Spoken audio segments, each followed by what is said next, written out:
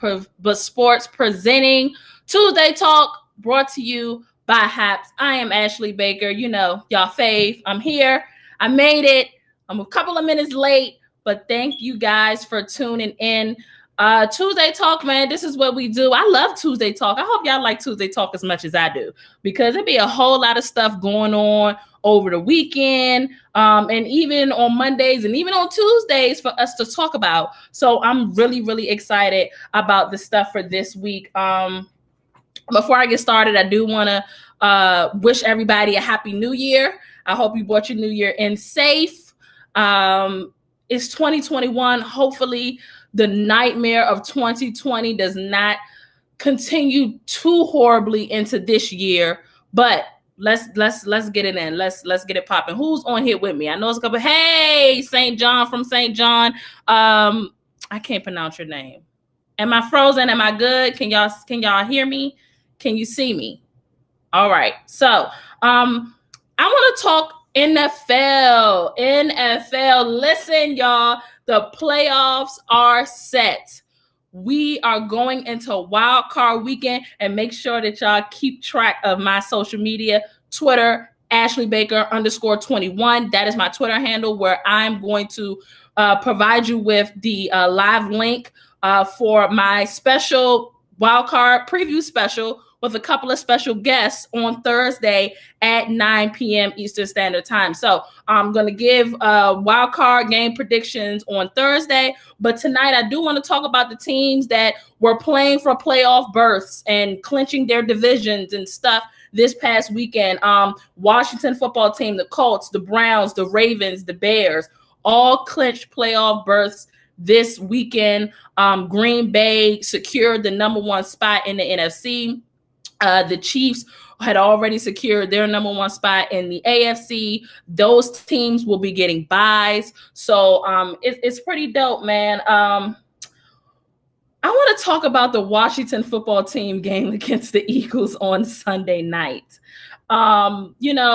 Typically rivals of the division are playing spoilers.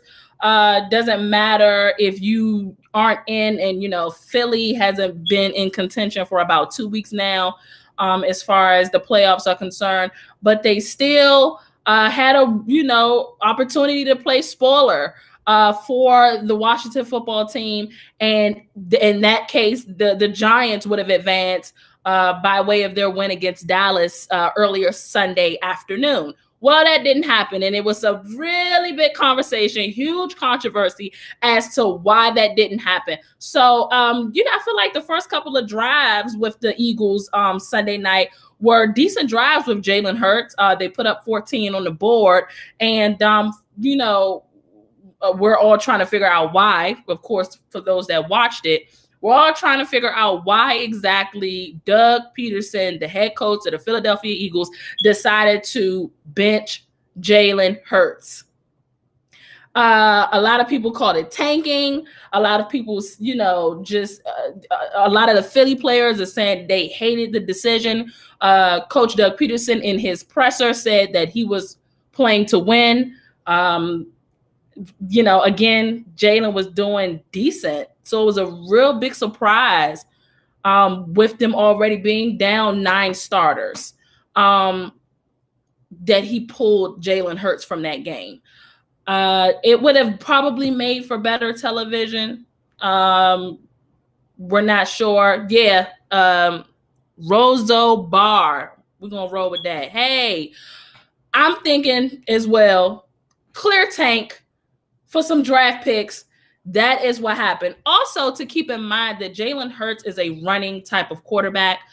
He would have, he's a competitor. I don't see that would have slowed down during the game, him running and trying to make plays happen. And that does put him at risk for injuries. And at this point, with the new reports coming out that Carson Wentz wants out of Philly because him and Doug Peterson's relationship is broken beyond repair. We'll get into that a little later, or maybe at another date. Want to really check the validity of that statement. But I'm hearing that, Carson Wentz wants out of Philly. He does not want to be a backup. He wants to be a starter. And so having said that, Jalen Hurts is at this point, your franchise quarterback. And although it's a division rival, you want to be competitive. At that point, they really, didn't have anything to lose by, taking him out. So they took him out of the game. Hey, Pablo. Hey, Raymond Sims from Raleigh. Thanks for joining me. They took Jalen out of the game. And at that point, we really knew that Washington was going to do what they needed to do with, Alex Smith playing, managing the game pretty well. That defense, that front four of Washington being amazing the way they are. We knew at that point that Washington was definitely going to, take the game. Hey, Brian H. Waters from Baltimore. Yeah, so much drama during that game, Pablo. It was really crazy. Mike Sanders from Philly actually said that nobody liked the benching. And as a fan, just looking, I didn't like it either. I kind of understand whether it be for draft picks, whether it be for the safety of your player, because, again, he is likely going to be their franchise quarterback moving forward. I kind of could understand why Doug Peterson did it. He said he's doing it. He did it to win. But whatever. That's up in the air. That's open for interpretation. It is what it is. So, again, Colts made it in by virtue of their win and the Dolphins' loss. The Browns made it in. Ravens made it in. So you got 3 teams from the AFC North going to the playoffs, which is dope. And then the Bears pulled off their win. And also Arizona lost. So that's why Kyler Murray, I heard, got hurt. I didn't watch that game, but I thought that Kyler Murray had gotten hurt. So that's why the Cardinals, they were battling for that spot. That's why the Cardinals didn't win, likely because Kyler Murray wasn't playing. So it's exciting. I'm really excited. It's 6 games coming up this weekend. And again, keep eye on my social media pages, because I am going to be, putting out that live link for me and a couple of, special guests that are going to talk about this wild card, game on these wild card games this weekend. We're going to talk about it Thursday night at 9:00. Me, myself, Mark Gunnels, Brian H. Waters, Renee Washington, and Miss Joy Taylor herself. So I'm really excited about that. I'm really excited about these games, and I can't really talk about the games right now. I want to get into it right now, y'all, but I can't. So moving on, some coaches, definitely experienced Black Monday. One of those coaches being Anthony Lynn from the Chargers. Adam Gase got fired. I think Adam got fired after the game on Sunday. Earlier in the year, Dan Quinn got fired, and Bill O'Brien got fired early in the year. Matt Patricia lost his job. I'm kind of just going through the name of the coaches that are no longer coaches, and what teams have vacancies there. And also Doug Marrone. So we'll see how that go. I thought that I saw that it's a possibility that Urban Meyer wants to look at the Jags job. Y'all tell me, if y'all heard about that. Thoughts on the most likely team to pull a playoff upset. I can't tell you that tonight. Make sure you tune into the the stream that we're gonna have on Thursday. With the cast that I just mentioned. We're going to talk all of that Thursday night at 9:00. Again, follow Ashley Baker _21 on Twitter, and you'll be able to see. Y'all know I got to jump on Facebook to see what my Facebook folks are talking about, because I always, see the feedback. I always forget to, talk to my Facebook folk. Hey, LM, go Pack Go. He's, got the #1 seed, Packers fan. There was a big controversy about Anthony Lynn being fired. He was the former head coach of the Chargers, and he was with the Chargers for 4 years. And the Chargers lost a lot of heartbreakers this year. A lot of people made it about race with Anthony Lynn. He's a Black coach, didn't get enough time.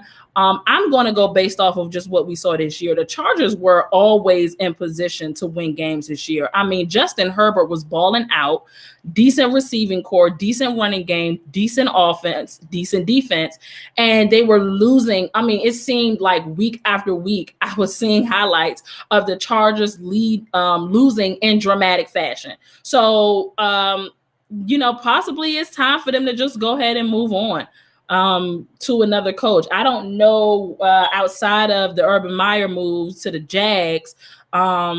I heard something about Meyer wanting to be a coach in the NFL. Yeah, Raymond, that's what I was talking about. I think I saw that there's a possibility that he's looking into being the Jags head coach. So we'll see how that goes. Bobby Ross from Facebook, go Bucks. I agree with you there, Bobby Ross. Go Bucks. But we'll, we'll keep that under wraps again until Thursday. Yeah, so Anthony Lynn, you know, hopefully he definitely gets another opportunity in the NFL. But they probably need somebody else, you know, in LA with that Chargers team. Way too talented to be losing the way that they lost this past weekend. So, yeah. I'm excited. I really can't give y'all too much talk. I really want y'all to tune into the show on Thursday, so I can't give y'all too much NFL talk. Them damn Dallas Cowboys did all of that just to miss the playoffs and just to lose to the Giants. But you know what? It is what it is. Relatively easy schedule next year. They only seeing 3 teams with winning records from this year. That's the Chiefs. I think that they're playing the Saints. And they're playing one more team with winning records this year. So hopefully Dallas will have a cakewalk of a schedule next year, and they're getting into the playoffs with ease. With Dak coming back, you know, so many pieces will be back. You know, if Rona, you know, gets better, you know, the defense hopefully will look better. They started to get better towards the end of the year there. But I'm just happy. Y'all know I'm a Dallas fan, but I am just happy that the S show is over, because this was just a lot to deal with Dallas this year, and I'm over it. They need to take the papers to Dak right now and let him sign, okay? Because he certainly has all the leverage, and you know they need to do what they got to do to make sure that Dak is there for the foreseeable future. But anyway, moving on. I want to talk NBA before I get out of here. Guys, the Wizards. I'm located here in DC. I'm going to say it every time I get a chance. So I'm definitely going to talk Wizards ball. They're on a 2-game win streak. They play tomorrow night against the Philadelphia 76ers. I did not know that the Philadelphia 76ers are sitting at 6-1 at the top of the Eastern Conference. They are balling. Great team, great shooters. Joel looked good. Ben Simmons looked good. So Washington is going to have to play smart, fast. They're going to have to be really good on defense. They're going to have to make sure that they have their shooters in the right places at the right time.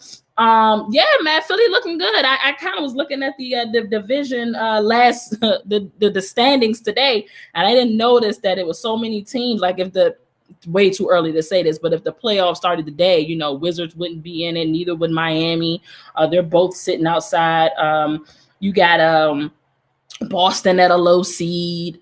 Yeah, so the Wizards are on the 2-game win streak. Like my girl Becca says, they technically they haven't lost a game in 2021, so things might be looking up. They put out a thriller game against the Nets, Kyrie and KD, who are sitting at a 3-4 record, by the way. And you know, we ain't talking about that, but it's early. We're not talking about that because it's early. It's KD, Kyrie. You know they're going to get it together at some point. I think that they're missing Spencer Dinwiddie more than what we care to talk about. I knew that they were going to kind of miss him once he went out for the year with that injury, but we'll see how, you know, the Nets pull it in together. Steph, the other night, Steph freaking Curry balling out. I'm going to give y'all this harsh, unpopular opinion, though. Steph Curry dropped 62 points the other night against the Blazers, and basically showed us that he listens. He sees everybody talking about how great Dame is, how great Jamal Murray is, how great all these other players is or are, and they done forgot about him. And I'm happy that Steph told us, allow me to reintroduce myself. He played again last night, dropped another 30 last night. So the Warriors are rolling. I think the Warriors are like a 2 or 3 game win streak themselves. Draymond's been back for like 2 or 3 games, so he definitely makes a difference on the team. But 62 points Sunday against the Blazers. Here's my unpopular opinion, though, and I'm gonna just keep it 100. The argument is that Steph cannot carry a team, and I love me some Steph Curry. Okay, I love me some Steph Curry, but Steph cannot carry a team. I don't feel like that Steph can carry a team.